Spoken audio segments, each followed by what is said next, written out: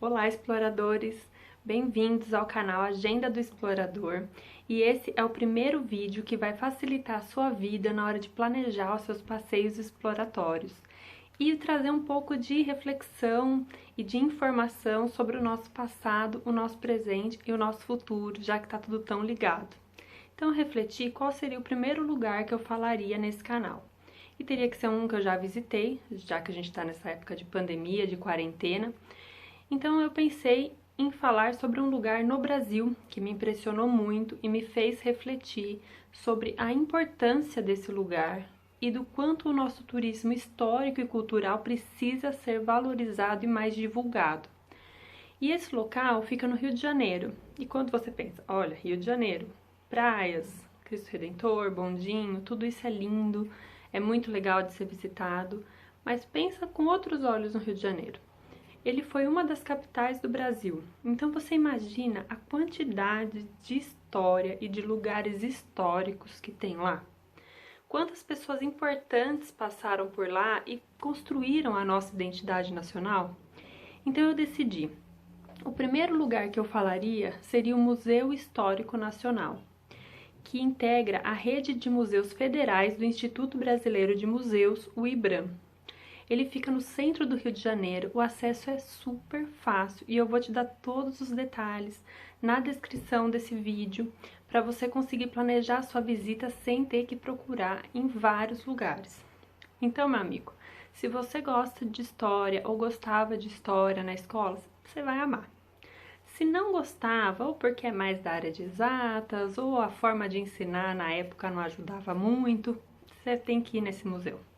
Talvez você tenha alguns lapsos de memória, umas palavras que te lembram alguma coisa, alguns nomes que são familiares no passado distante, mas por fim, você vai pensar, por que que a minha aula de história não foi aqui?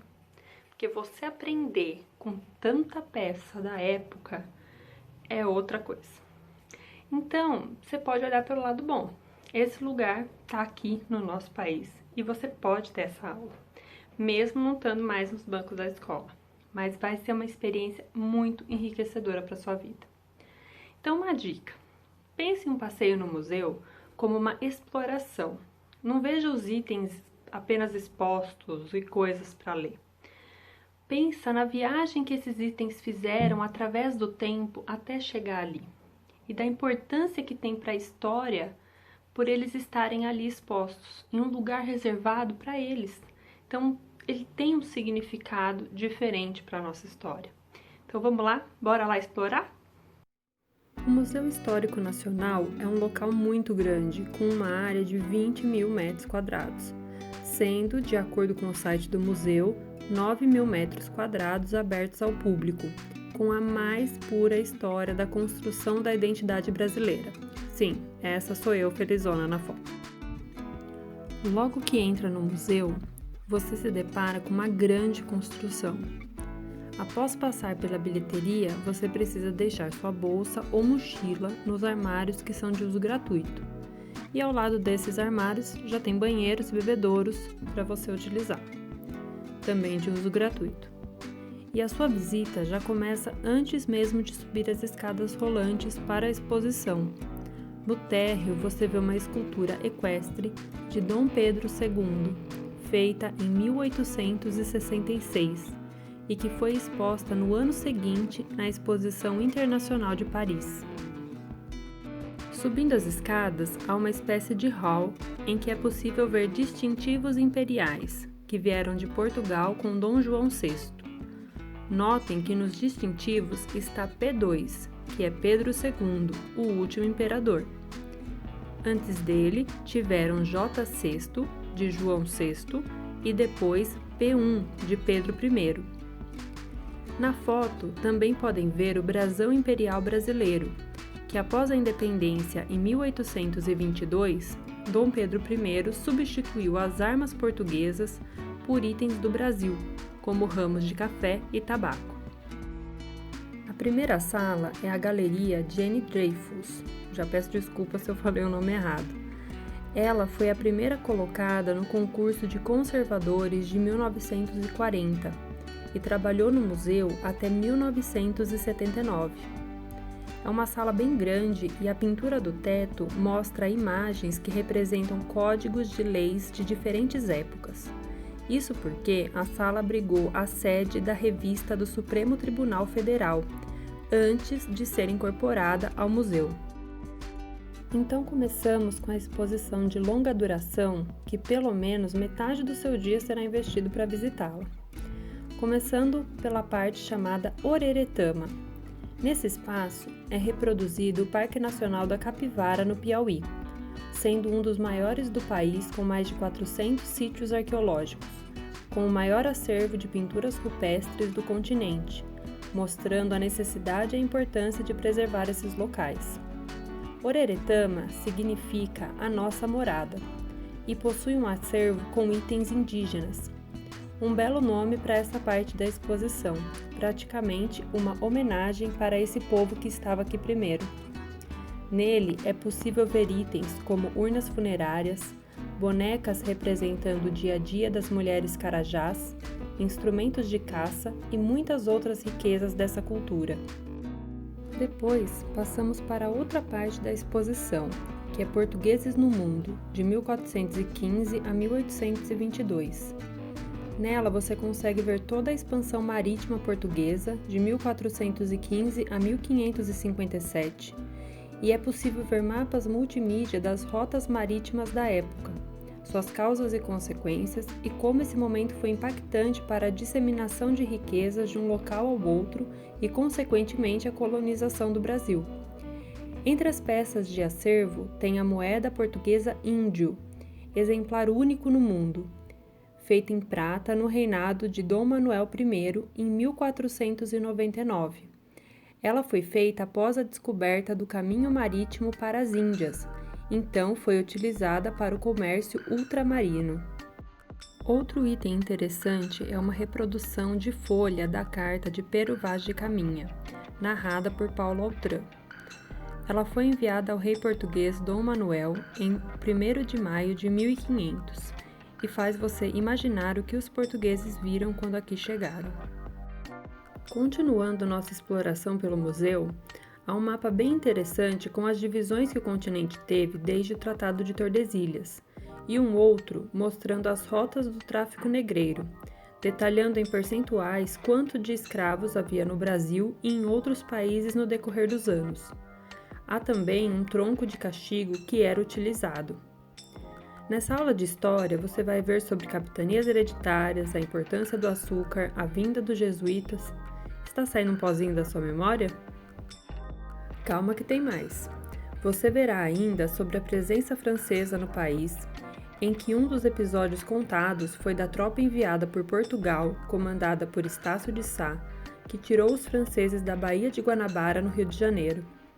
Há também itens que se referem aos holandeses, como essas cadeiras, que são datadas de 1697.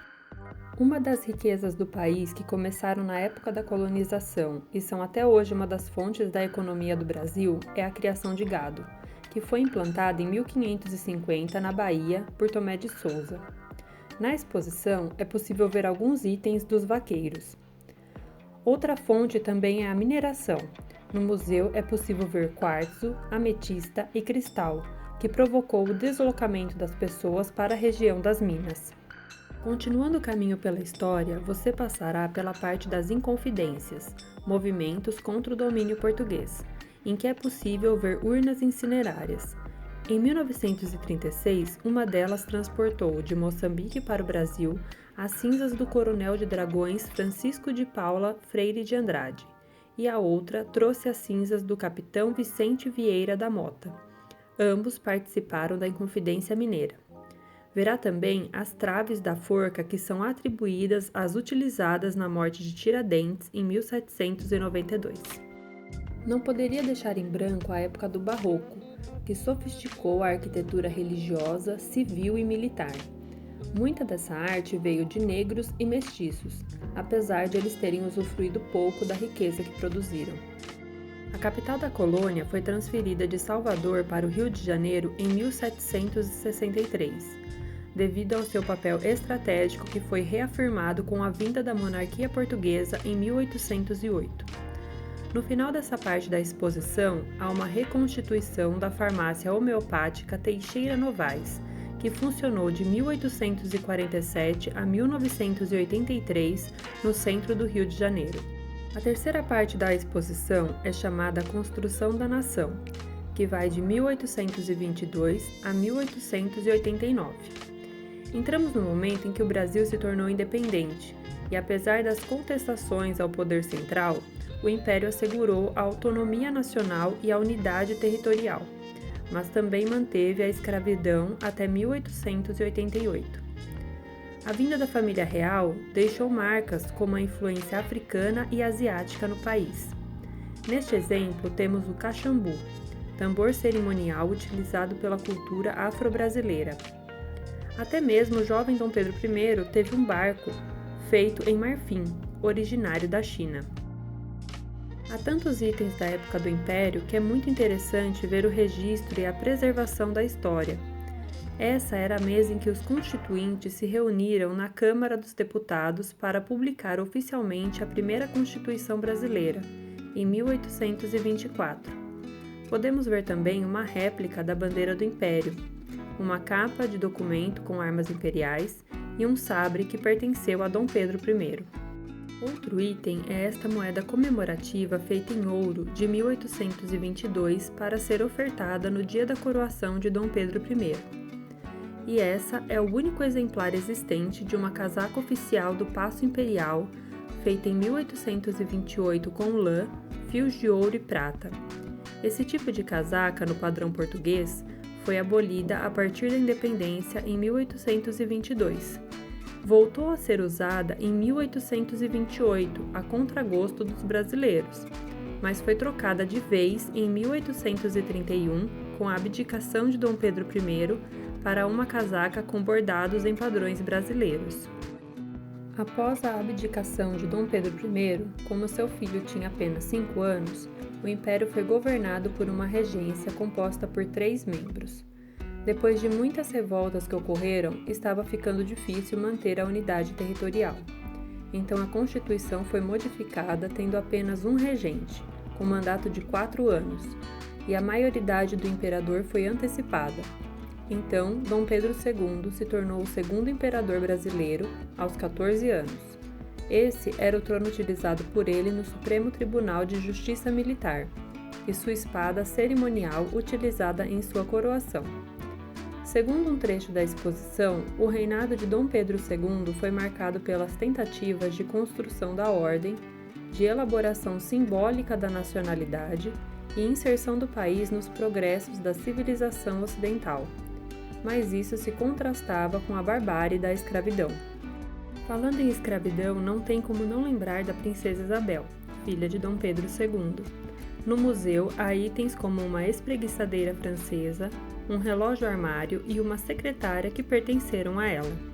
Passando por algumas batalhas, temos o poncho utilizado por Dom Pedro II na rendição de Uruguaiana e a roda de leme da fragata Amazonas, que participou na Guerra do Paraguai e obteve vitória no combate naval do Riachuelo em 11 de junho de 1865.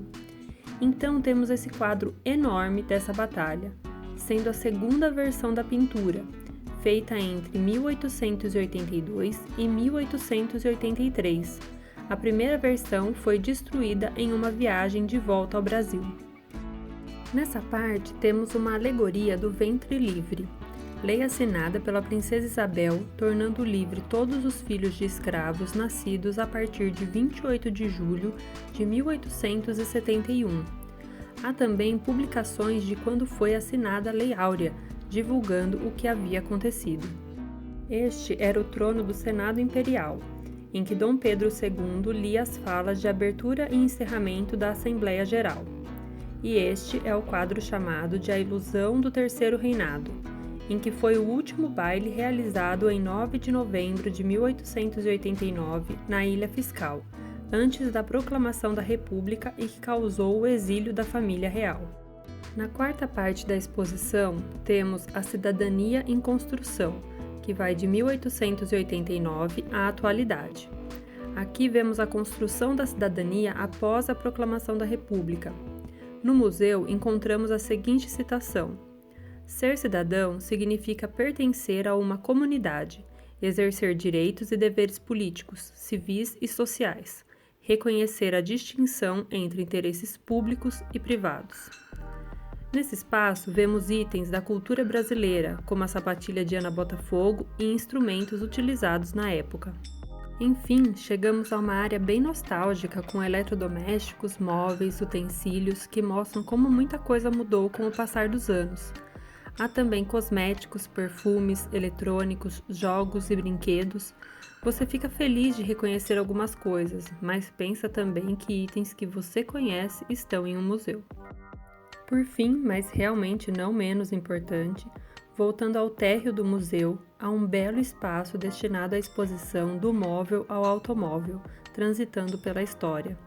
Ela possui 27 exemplares reais, conforme explicado no próprio museu, entre cadeirinhas de arruar, berlindas, traquitanas e um automóvel do início do século XX, o Protos, que pertenceu ao Barão do Rio Branco. Em destaque, veículos da Casa Real Portuguesa e da família imperial brasileira. São carros e carruagens reais, realmente usadas na época, e é uma viagem no tempo da história dos veículos de locomoção desde a época do Império. Na parte externa há o Pátio dos Canhões, que guarda a coleção de canhões do museu e reúne exemplares de Portugal, Inglaterra, França, Holanda e do Brasil, sendo a primeira exposição do país a ter legendas em braille. Como prometido, para dar uma ajudinha no seu passeio, este é um mapa com algumas indicações de locais próximos ao Museu Histórico Nacional para você visitar. Todos maravilhosos e bem pertinho, podendo aproveitar na outra parte do seu dia.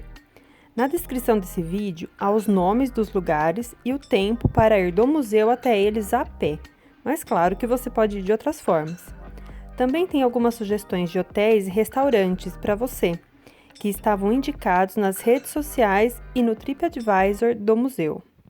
É uma sensação muito interessante e reflexiva de começar a nossa jornada pela história pelos índios, passar por toda a fase do Império com seus desafios e dificuldades, chegar ao momento da República tentando criar uma nova identidade para o país, e terminar com itens muitas vezes presentes em nossa memória ou pelo menos próximos ao que conhecemos hoje. Nesse momento você percebe o fio que liga tudo, que faz com que a gente chegue até hoje como somos, como cidadãos, com nossa cultura, nossas características, nossa política, economia. Tudo tem um traço e uma raiz em tudo que o país e o seu povo já passaram. Então eu espero muito que tenham gostado. Confiram os detalhes para visitar o museu na descrição do vídeo, tem muita informação lá para orientar a sua visita. E se gostaram do vídeo, curtam o canal, se inscrevam, ativem as notificações, que pretendo ajudar muitos exploradores em suas jornadas. Até a próxima!